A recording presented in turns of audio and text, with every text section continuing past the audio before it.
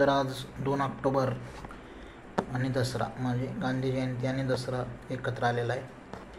तर आज एक्सप्रेसला एक अतिशय इंटरेस्टिंग आर्टिकल आलं आहे. प्रताप भानू मेहता जे एक्सप्रेसचे एडिटिंग टीमचा पण भाग आहे. तर त्यातनं खूप महत्त्वाचे मुद्दे आपल्याला काही वाचायला मिळाले. तर मी थोडेसे त्यातले ते मुद्दे मराठीत फक्त तुम्हाला सांगतो की महत्त्वाचे काय वाटलं आहे त्यात. त्याचं जे टॅगलाईन आहे म्हणजे शीर्षक जे आहे ते राम टू द महात्मा अशा नावानं ते शीर्षक आहे. म्हणजे राम दसरा आहे आज म्हणून आणि गांधी जयंती म्हणून.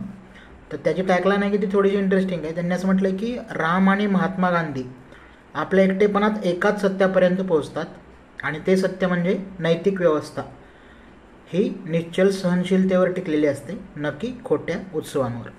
म्हणजे ज्या पद्धतीनं दसरा साजरा केला जातो किंवा रावण दहन केलं जातं तर ते जे आहे ते साधारणतः पोस्ट इंडिपेंडन्स सुरू झालेली प्रथा आहे, जे बऱ्याच लोकांना त्याबाबत माहिती नसतं.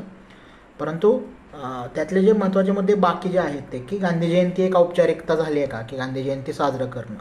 तर मग तुम्ही गांधीयन व्हॅल्यू सिस्टीम आहे त्याच्यापासून तुम्ही दूर गेला आहे आणि त्यामुळं त्याला एक औपचारिकता त्यामागे आहे का.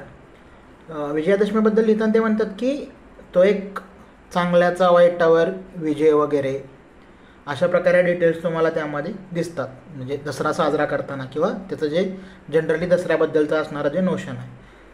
परंतु तो जो विजय मिळाला आहे तो कितपत प्युअर आहे. त्या आनंद जो विक्ट्री ज्याला साजरी केली जाते विजयादशमीमधली जी विजय हा जो शब्द आहे तर त्यासोबत जी असणारी हानी आहे त्यापासून तो मुक्त नाही आहे. त्यापासून जे होणारं नुकसान आहे त्यापासून तो मुक्त नाही आहे. आणि त्याचं लेखन वेगवेगळं आहे. जसं की त्यांनी कंबनचं जे रामायण आहे तमिळ रामायण जे आहे कंबनचं त्यामध्ये पण मंदोदरीबद्दल जे लिहिलेलं आहे किंवा जो विजय आहे त्यातली जी वेदना आहे ती लपवता येत नाही. मानवी वेदना जी आहे त्या विजय मिळवण्याच्या प्रोसेसमधली त्याबद्दल त्यांनी लिहिलेलं आहे. त्यांनी नंतर बंगाली रामायण आहे त्याचा रेफरन्स दिलेला आहे की त्याचं कन्क्लुजन काय आहे बंगाली रामायणाचं. आपल्या सगळ्यांना माहिती आहे की रामायणाची साधारणतः 300पेक्षा जास्त वेगवेगळी व्हर्जन भारतीय उपखंडात किंवा अगदी आग्नेय आशियापर्यंत आपल्याला आढळतात. तर त्याचं बंगाली रामायणाचा त्यांनी डायरेक्ट क्रक्स त्याचा दिलेला आहे की कुठलाही विजय आहे तो मोक्ष देत नाही आणि सत्ता मुक्ती देऊ शकत नाही. म्हणजे राम जिंकल्यानंतर जो सीतेचा त्याग करावा लागलेला आहे तर त्यामुळे त्या विजयाला गालबोट लागलेला आहे का. सीतेचा त्याग केल्यानं राम लहान होतो. मी ते फक्त मराठी तर्जुमा वाचतो, एक्सप्रेसमध्ये इंग्लिशमध्ये आर्टिकल आले आहे. आणि रावणावरचा त्याचा विजय तो गौण ठरतो. आणि हे जे दुःख आहे ते उत्सवाच्या जो काही रंगबिरंगी उत्साह असतो त्यामध्ये तो काही ते लपवलं जाऊ शकत नाही. आणि त्यांनी रामाची तुलना करताना ती गांधीजींसोबत केली आहे की दोघंही पब्लिक स्पेसमध्ये जे त्यांचं असणारं महत्त्व आहे भारताच्या राम आणि गांधी यांचं तर ते त्याचा तुम्ही अंदाज नाही लावू शकत की एखाद्यासाठी राम किती महत्त्वाचा असू शकतो किंवा एखाद्या व्यक्तीसाठी गांधी किती महत्त्वाचे होते आत्ता असू शकतात का नाही याबद्दल प्रश्नचिन्ह नाही.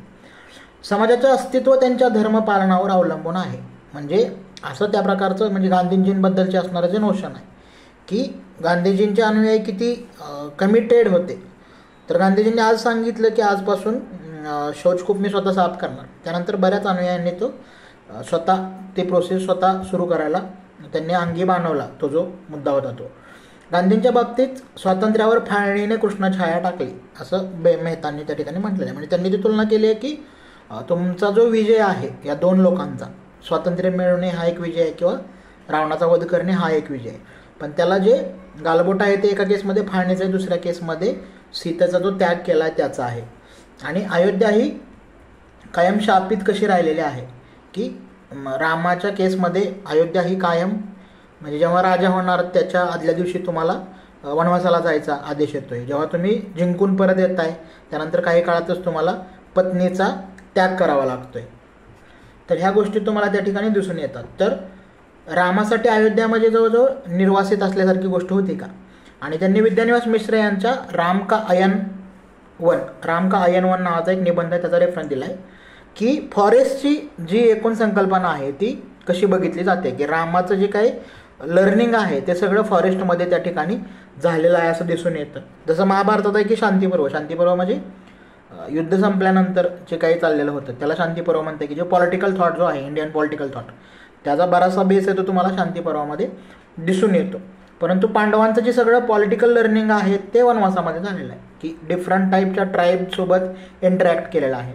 त्यातनं जे इथिकल डिलेमा निर्माण होतात किंवा वेगवेगळ्या ट्राईबच्या वेगवेगळ्या प्रॅक्टिसेस असतात, तर त्याच्याबद्दल त्यातून जे पांडवांचं शिक्षण झालं आहे त्याच प्रकारे रामाचं शिक्षण फॉरेस्टमध्ये झालेलं आहे का, हा त्यांनी त्यामध्ये मांडलेला मुद्दा आहे विद्यानिवास मिश्र यांनी.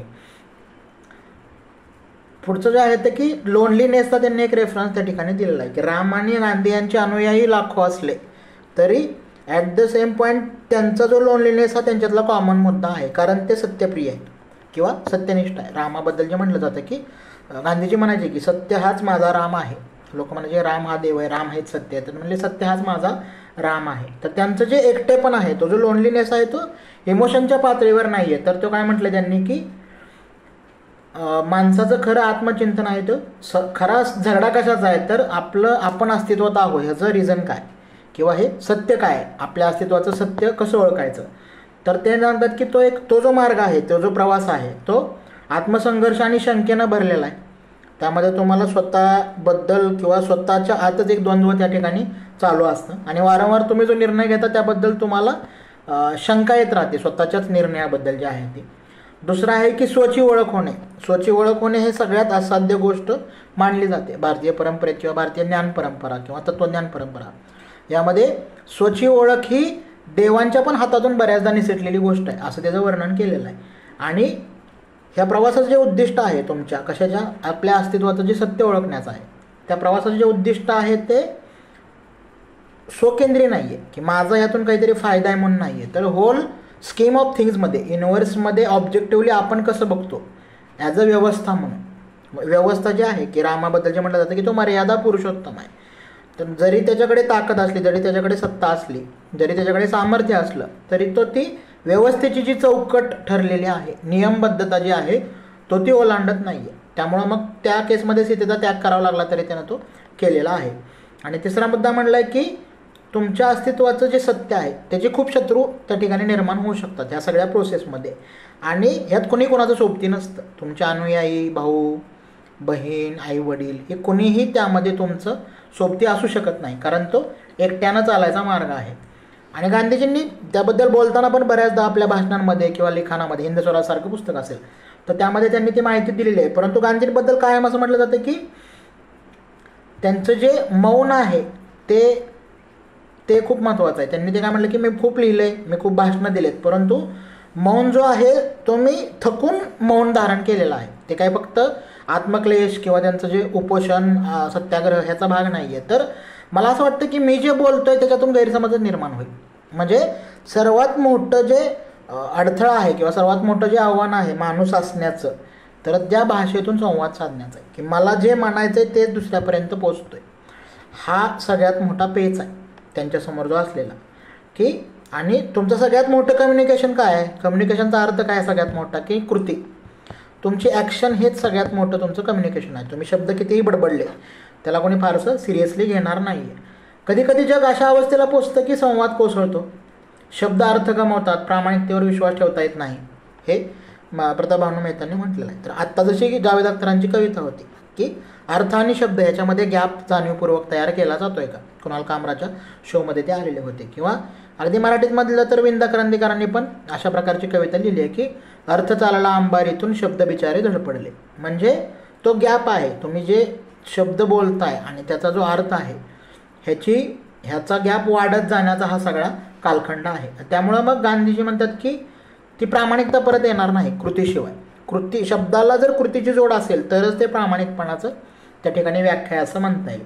आणि जास्तीचे शब्द ते तुमची ऑनेस्टी घडूळ करतात. तुम्ही प्रिसाइजली जेवढ्या शब्दात बोलायचं आहे, ज्या शब्दात बोलता येईल स्पष्टपणे नेमकं तेच बोललं पाहिजे.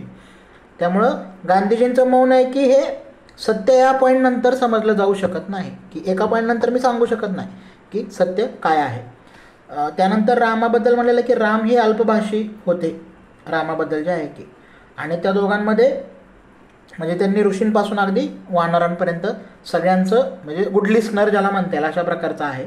त्यांच्या अस्तित्वाचं सत्य जसं समजतात पण त्यांना व्यथा तीच आहे की माझं जे बोलणं आहे किंवा माझं जे सत्य आहे ते गैरसमजाने भारलेलं असणार आहे, की मी जे बोलतोय किंवा मला माझी जी कृती असणार आहे ती सत्याच्या बाजूची असणार आहे, परंतु त्यामध्ये लोक त्याचा गैरसमज करून घेणार आहेत. आणि मग ह्या लोनलीनेस आहे जो त्या दोन लोकांना जोडतो. आणि त्यामध्ये काय म्हटलंय की नैतिक आदर्श हा सत्तेच्या तर्काच्या पलीकडे उभा असतो. तुमचं मॉरल आयडियल जे आहे ते पॉवर नाही आहे, पॉवरच्या पलीकडचं काहीतरी आहे. आणि अनेकदा हे वेदना रोखण्यामध्ये ते असमर्थ ठरतं. आणि मग शेवटी काय सांगतात की सद्गुणाची खरी परीक्षा कशात आहे? उत्सव साजरे करणे किंवा आज्ञा पालन करणे ह्याच्यात नाही आहे, तर तो निश्चल जे धैर्य आहे तुमचं त्यावर ते टिकून आहे. आणि हेच सत्य आपल्याला परत पुन्हा परंपरेनं नव्यानं जागावं लागेल. आता हे सगळं तुम्ही जे आहे ते तुमच्या अभ्यासाशी कसं जोडून घेणार, म्हणजे हे एथिक्समध्ये या ठिकाणी महत्त्वाचं आहे, तुमच्या एसेमध्ये हे महत्त्वाचं आहे, उत्तरलेखनामध्ये जे आहे ते. तर त्याची मी एक छोटीशी नोट बनवली, ते आपल्या टेलिग्राम ग्रुपवरती आहे. अमोघ अकॅडमी मराठी या नावानं आपला टेलिग्राम ग्रुप आहे. किंवा तुम्हाला हवा असेल तर तुम्ही कमेंटमध्ये मला मेसेज करा किंवा टेलिग्रामला मला मेसेज करा, मी तुम्हाला त्याची ती लिंक पाठवतो. आजचा जे करंटमधला महत्त्वाचा मुद्दा होता जो मला एसे आणि एथिक्ससाठी महत्त्वाचा वाटला तो हा होता की राम टू द महात्मा, राम ते महात्मा हा जो प्रवास आहे. तुम्हाला हे कसं वाटलं ते मला नक्की सांगा. आपण परत असेच प्रकारचे करंट जे काही महत्त्वाचे मुद्दे जे आपल्यासाठी उपयुक्त आहेत आणि जनरल लार्जर ऑडियन्सला देखील उपयुक्त आहेत अशा गोष्टी आपण बघत राहू. आता मी थांबतो. धन्यवाद.